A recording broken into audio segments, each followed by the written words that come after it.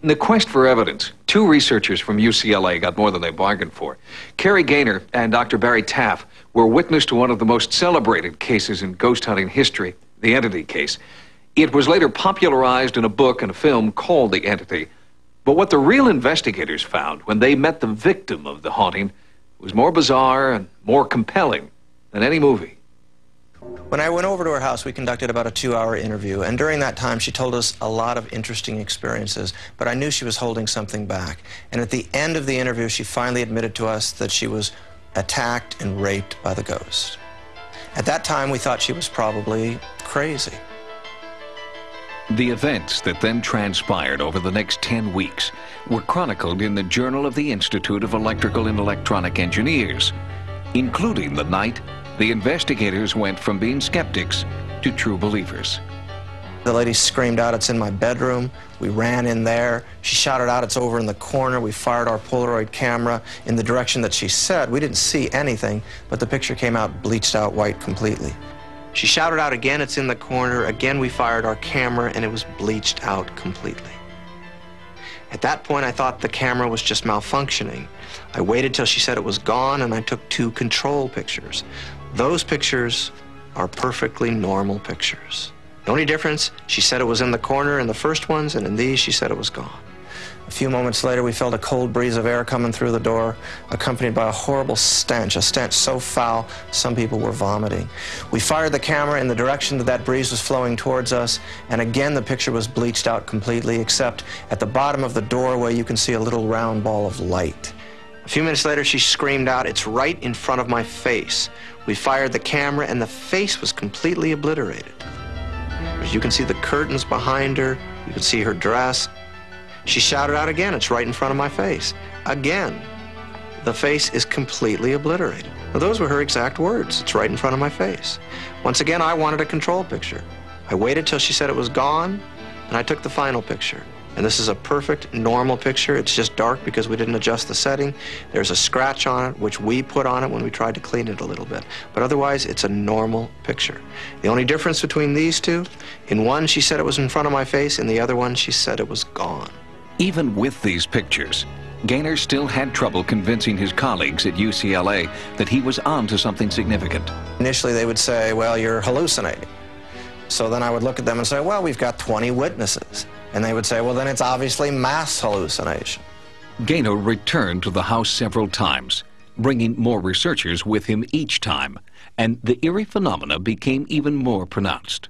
We started seeing balls of light lighting up the walls, and everybody in the room would see this. And the lights would get bigger and bigger and brighter and brighter. And at some point, I finally started talking to it, and I said, "Well, if you're really here, come off the wall," because what I was concerned was that somebody in the room was faking it, and they were projecting the light onto the wall. Well, when I asked that question, the light lifted off the wall, floated into the middle of our room, started spinning and twisting and expanding in different directions simultaneously. It had full parallax. We could see it from all sides, and I had 9 professional photographers set up in the room that were shooting it from all sides. The lights came in, it was like, it almost come in like in a state of anger. It almost came, all right, here I am, this is me. And it came in, it kind of did a little thing in the group, and then it was gone. It was the most extraordinary thing we've ever come across. It happened over and over again. We experienced a plethora of phenomena during that investigation. The part that interested me the most was the fact that what we saw, we were able to get on film. The photographers at that session had only limited success capturing the entity on film, with one notable exception. What we see here are reverse arcs of light. One arc goes right here, another arc goes right here. Now, the reason this picture is so important to us is that the arc on the wall, if it were really on the wall, would be bent, because those 2 walls there are perpendicular. It's not bent, which means the arc is floating in space. The significance for that for us as researchers is, of course, that means it's dimensional and very, very difficult to fake. This was not somebody with a flashlight shining it on a wall. That light is in empty space. The negative of this photo was authenticated by Popular Photography and was the only alleged ghost photo ever published in the magazine. Frank DiFelita, the author of Audrey Rose, was also witness to the phenomena. His incredible first-hand experience in the Culver City, California house inspired him to write The Entity, which was later made into a motion picture. All the instruments started clicking away. So I knew everyone was seeing this at the same time that I was. They were ducking, and everyone was saying, oh my God, look at that, oh my God.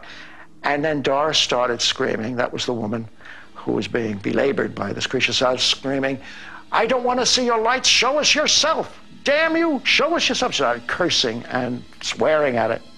And there, lo and behold, at that point, it started to appear. It sort of developed a kind of, a kind of arm was articulated. You could see sort of like an arm, and then a neck. And then of all things, a kind of bald head. Now, this could have been our imagination, but collectively, we saw the same thing, every one of us. We saw the same thing.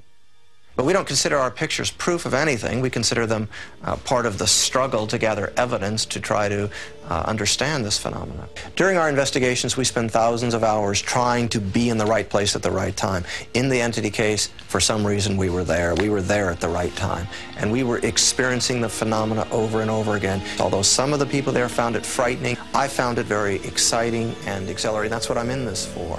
It's an opportunity to witness things that we've been taught all our life cannot be. It's a connection with the unknown. Traditionally, a haunting is associated with a place, but investigators in the entity case always suspected that this haunting was somehow connected to the woman herself. And in fact, when she fled the house, the entity went with her. For 5 years, the haunting diminished gradually and has now completely disappeared. Coming up next, researchers who claim they have contacted the dead and captured voices from beyond. And later, has this man made contact with his dead child through a video camera?